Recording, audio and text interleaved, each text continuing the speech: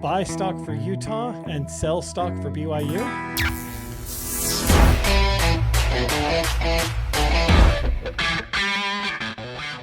All right, before we get into content, folks, we also want to remind you a little bit about Utah Football DNA. It's a channel that we developed specifically for all of our Utah football content. It all will be posted here first.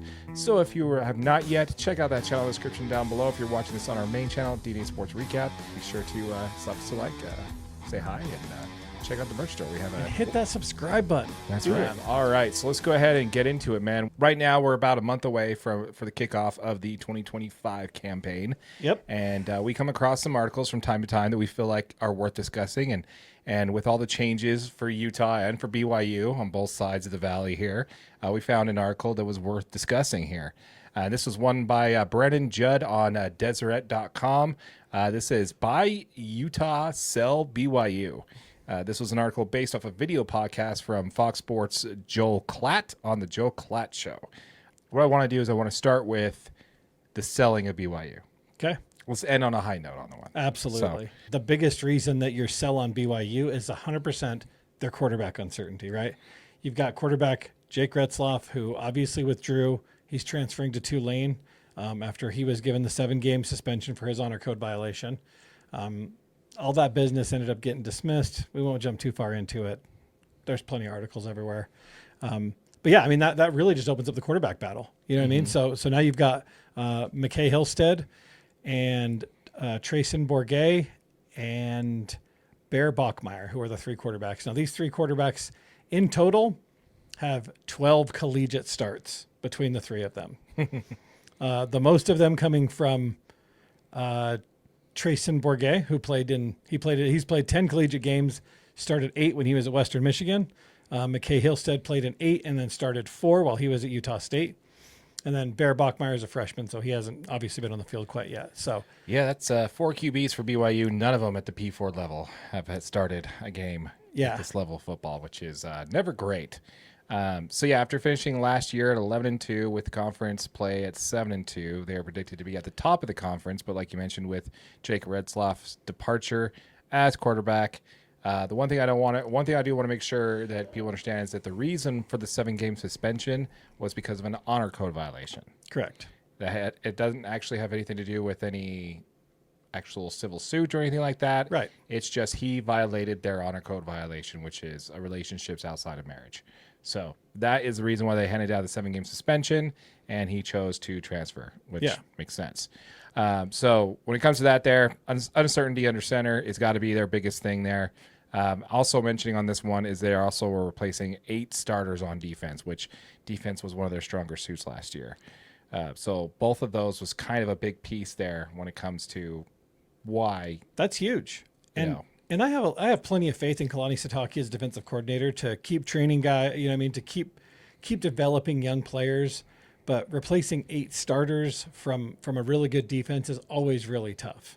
Mm-hmm. So they're fighting an uphill battle there. And I mean, the big thing is the Big 12 conference is getting better every single year, right? Like they've got some really good teams in there, but you can't, there's no easy ones, right? I mean, it's a tough conference schedule, and BYU's, they've got some work to do. So they need to keep pushing, find out who their quarterback's going to be. I don't know. I think I agree on the selling BYU, just because we've seen what it is to have a really good football team and not have a quarterback for the last 2 years. True. Right? Like very true. As Utes fans, we feel this. And what's crazy is we kept getting predicted to be great, and we got Cam coming back, and we got so much depth with Isaac Wilson, and we got options for days, right? Mm-hmm. But quarterback uncertainty is just a really tough thing to get over. And luckily for Utah, that's hopefully not something we're going to have to deal with this year. Yeah, no, and again, to your point there, they were involved in quite a few. They're going to be involved in the Big 12 conference where there's enough talent that's going to be similar across the board there, right? So there's going to be some teams that are really good, some teams that are really bad in the conference, but this conference is not one that's necessarily too heavy stacked up top, right? So In that case, there's going to be a lot of even-keeled talent on both sides, which means there's going to be a lot of close-scoring games, and that's not what you want to have when you have an inexperienced quarterback, directly to your point. On note here, some of the other sell teams from Joel Klatt on this one was Tennessee, Wisconsin, Syracuse, and Cal. So anyway, so that's what we have as far as why he's selling selling BYU. Big part that he wanted to preface on this video is that this is just a reflection as of now, not necessarily the program's overall health, just this year. So he wanted to preference that. I think if they get some stability at quarterback, BYU is going to be in a much better position. Yeah, absolutely. And they've got a ton of transfer. You know what I mean? Like they got some good transfers in.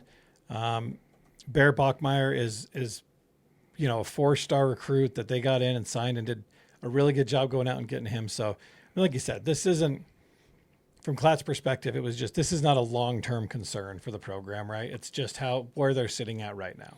Yeah, absolutely. All right, let's go ahead and jump into why he's buying the Utes, which is interesting that both of these teams were in on this conversation, by the way. So I think that's kind of I love it. It's actually perfect for what we do. Yeah, it is. It's great. So appreciate it. Thank you. Thank you very much there, Jake. Appreciate it. All right, so starting off with saying the big reason for the losing of last season, which he called a rare loss, was due to injuries, which he's spot on there. So again, Jake, knowing his audience, it is very rare for the Utes to have a losing season, at least last over the last 15 years. They've tend to be in a better position. He said this team is primed for a bounce back year.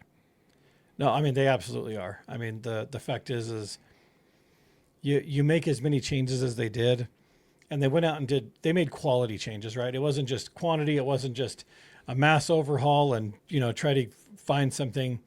They made good quality changes this year. Obviously, one of the big reasons is they go out and get Jason Beck. He's one of the great one of the young, great offensive minds in college football right now. And then to take it one step further, obviously they get his quarterback in Devon Dampier, he's just, he had a great year at New Mexico last year, over 1,100 yards rushing. Obviously there's some concerns as what he can do as a passer, and, is he going to be able to reel that in and get that completion percentage up, and, that touchdown to interception ratio down, or, where it's supposed to be, I guess. But just from the offensive point of view, that's definitely going to send the Utes stock ticking up for sure. Oh yeah, and just like what he was saying with BYU, it's very similar to how it's be facing for the University of Utah when it comes to similar talented teams. The offensive duo that they can provide, if they can provide any stability for Utah with even an average offense, is going to be huge. Yeah. So let me kind of rattle off a couple things here. The loss to TCU, 13-7. The loss to Houston, 17-14. The loss to BYU, 22-21, and the loss to Ohio State, 31-28. Those are 4 losses, and what do all those have in common, AJ? They're all one-score games. One possession losses. Mm-hmm. So even with an average offense for Utah, I'm confident they take all 4, but I'm really confident they get 3 out of those 4. Absolutely. So this is a completely different season at that point. Yes, exactly. And again, the defense is going to be able to hold up a lot better when they're not spending all their time on the field. Yeah. And that's basically what they had to do, is your defense was keeping you in games, and your offense was just, come on, guys, score somehow. And so now that even a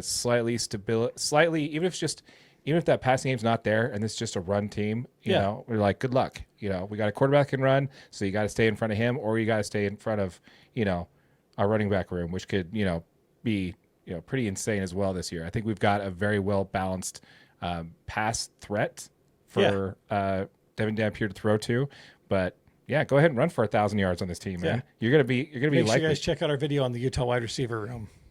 Yeah, it'll be up here.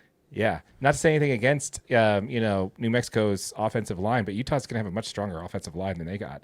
Oh, so much when it better. comes to protection for his quarterback, giving him more time to throw the ball, less rushes on mistakes, you could expect that completion percentage to go up way above the 60 that he had. Yeah. And so I don't know, man. I just think that they're in a greater position to do so. And it's pretty a pretty easy call for him to buy stock on Utah because, we are here. And it's not just because we're homers, but we are. Yeah. I mean, and the thing is that offensive line you're talking about, not only is it much better than the offensive line was for New Mexico, we're talking this is potentially one of the best offensive line units in the whole country. Mm-hmm. I mean, we got Spencer Fano and Caleb Lomu, which are both projected first-round NFL picks. Hey, it's early. We'll take it. We got two guys up front that are really talented, that have put in the work, and this is something that you can really kind of hang your hat on, because if you've got an offensive line that continue to produce, and you got a kind of a standout potentially running back in Wayshawn Parker that, if he can get behind those guys and we can just chug out and turn out 3-4 yards and delay some of these drives and get our defense rested up. Like you said, this team they look daunting, because they do got it all over the field and they are well coached. And it's really exciting. Yeah. Other teams on the buy list, by the way, are Clemson, Michigan, Washington, and North Carolina. Once again, folks, we want to hear from you. Let us know what your thoughts are in the comments down below. As a reminder, we did just launch a channel for your Utah football team called Utah Football DNA. This is a channel dedicated to your Utah football, to your Utes. So be sure to check us out. Jump into the comments. Let us know what your take is regarding are you buying Utah stock and selling BYU, just like this article was mentioning there. We want to hear from you. Let us know what your thoughts are in the comments down below. While you're down there, slap us some engagement. Drop us a like on this video. If you're watching this on our live stream, there a link to the channel, or if you're watching this on our live stream or watching this on our main channel, DNA Sports Recap, a link to Utah Football DNA will be in the description down below, so be sure to check it out.